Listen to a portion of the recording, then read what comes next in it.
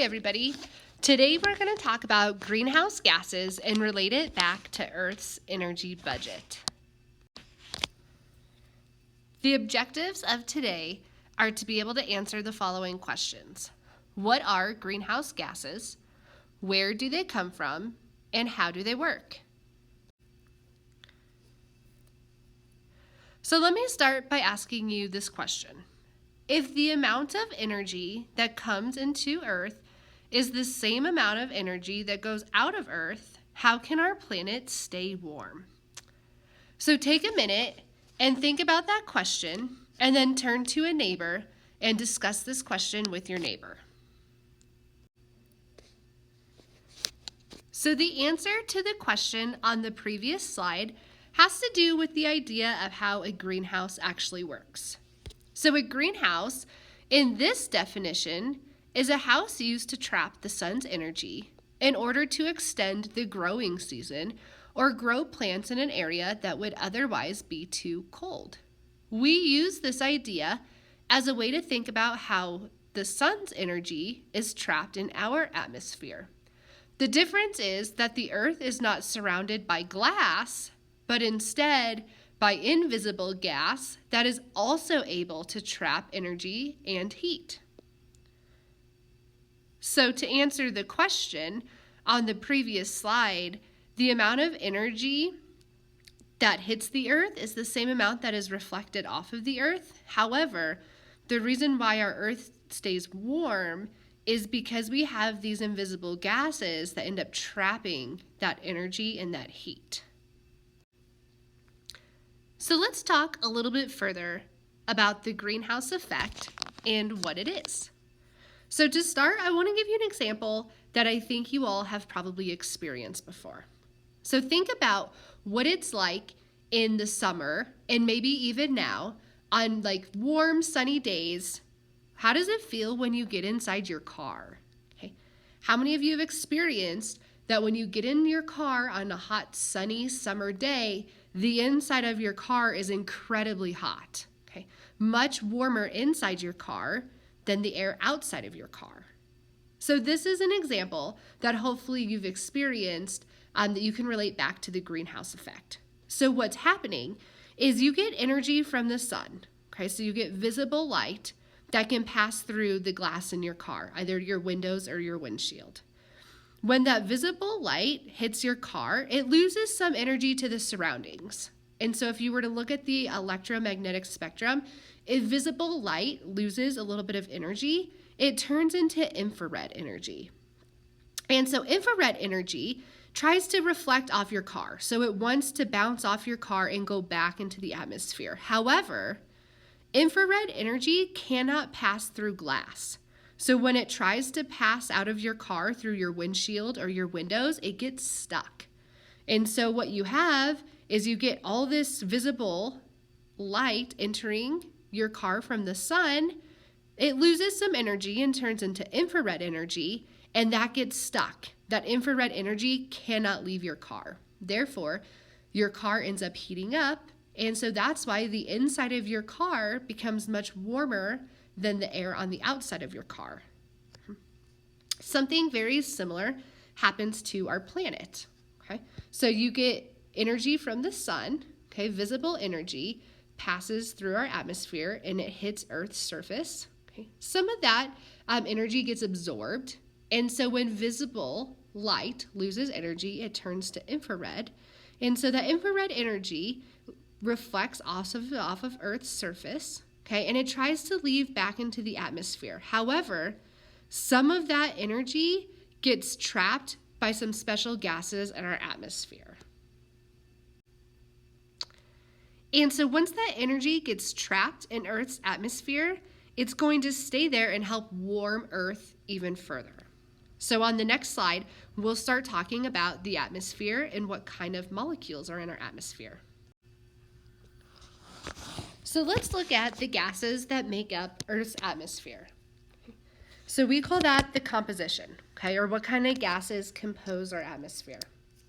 So if we look over here at our list, we can see that majority of our atmosphere is made up of nitrogen and oxygen. Okay, so 78% is made up of nitrogen, 21% is made up of oxygen, and even just 0.9% is made up of argon. Okay? So if we look at those gases, none of those are greenhouse gases. Okay? So now let's look at this other. So less than 0.1% of the gases in our atmosphere fit into this other category. And so if we break it down, those other gases could be carbon dioxide, which is CO2, methane, which is CH4, nitrous oxide, and there's a typo here. Nitrous oxide is N2O. Ozone, which is O3, and hydrogen, if we're writing it as a gas, is H2. Okay.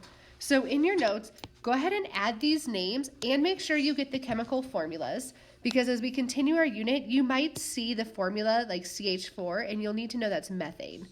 Or you might see N2O and you need to know that that's nitrous oxide. Okay, so make sure you get those in your notes. So if you look at our list of other gases, hopefully some of these are familiar to you, and hopefully you've already heard that some of these are greenhouse gases. Okay, so hopefully you've heard of carbon dioxide, methane, nitrous oxide, ozone. These are all greenhouse gases. Okay, so if you look, our greenhouse gases make up less than 0.1% of our total atmosphere. However, they're extremely important. Okay, they play a huge role in making our Earth habitable. Okay, they do help make our atmosphere warm enough to actually support life. Without like this small amount of greenhouse gases, the average temperature on our planet would be about 0 degrees Fahrenheit. Additionally, I just want to talk about ozone for a little bit. There's a huge misconception out there that the hole in the ozone layer is one of like the primary reasons or causes for climate change. And it is correct to say that the ozone hole has had a small effect on climate change, but it is not the main cause. Also, there are connections between like those issues, holes in the ozone layer, and like chlorofluorocarbons, okay? And so those used to be in like air conditioning coolants and refrigerants and even hairspray. And those were known to cause the hole in the ozone layer. So now we have found replacements called hydrofluorocarbons, HFCs. However, those are very potent greenhouse gases, which are contributing to climate change.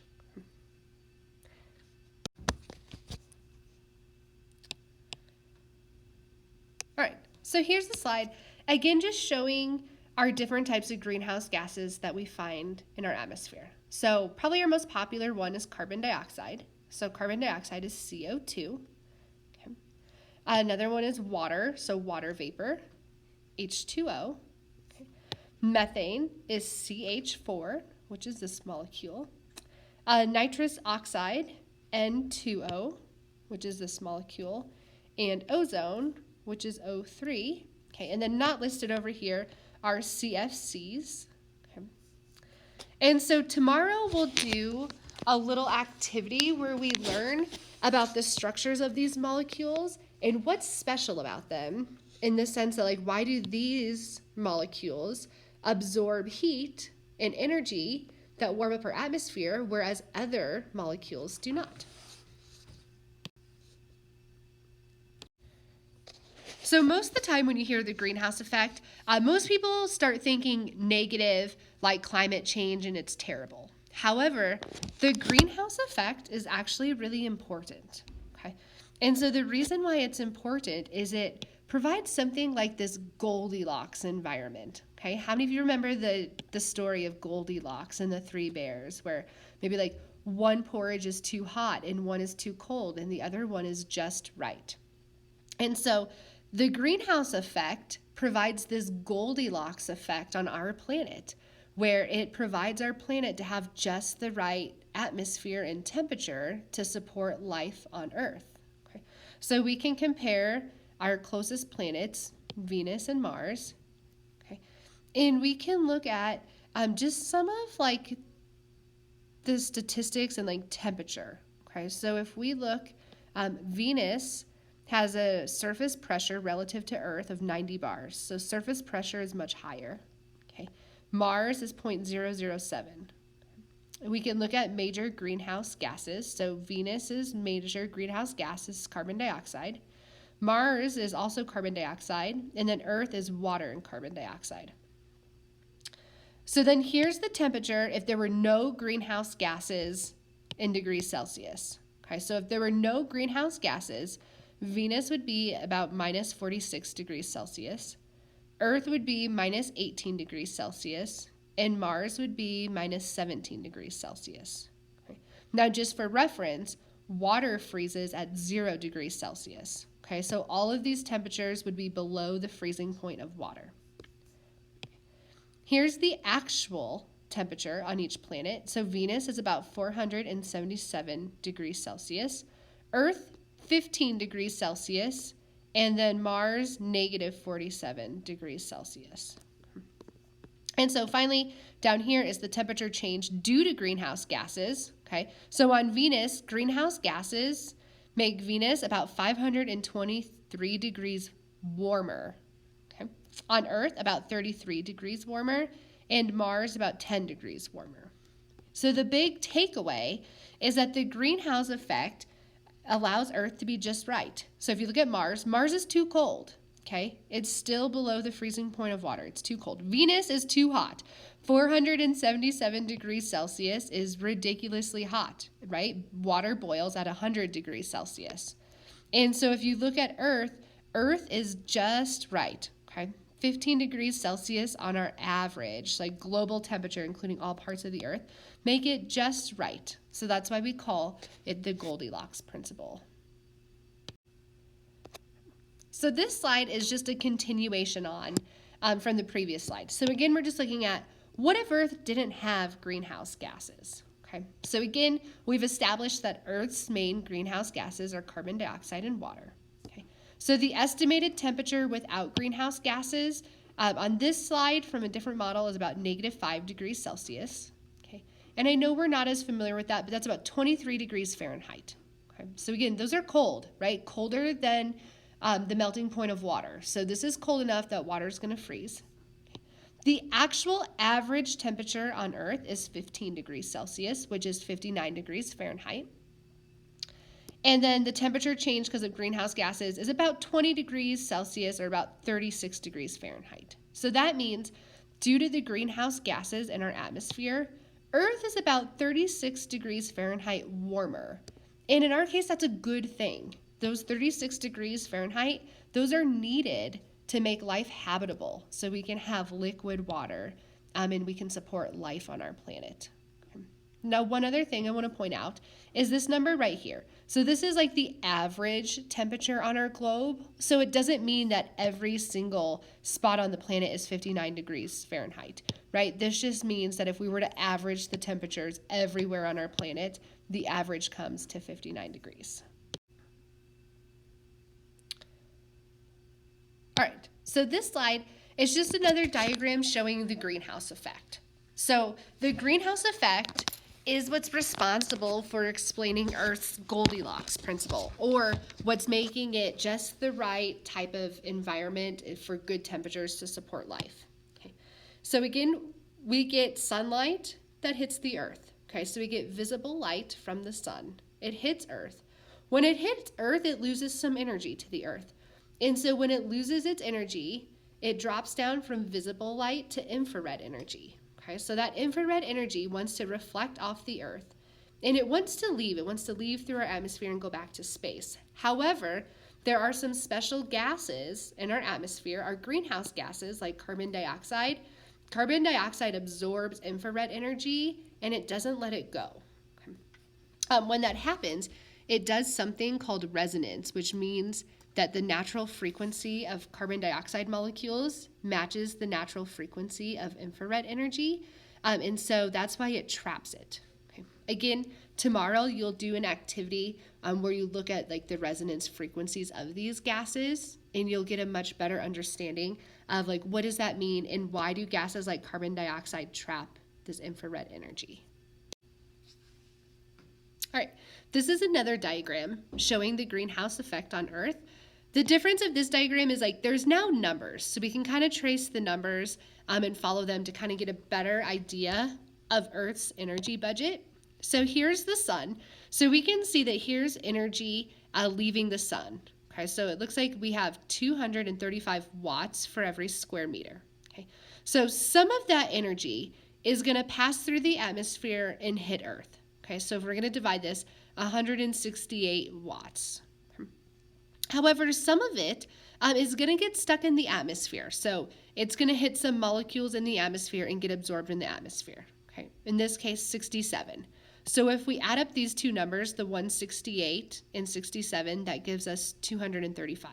Okay, so some of the sun's energy gets absorbed by the Earth. Okay, others of it stays in the atmosphere and it's absorbed in the atmosphere. All right, so now we can look at heat and energy in the atmosphere. So we can see some of it can reflect back into space.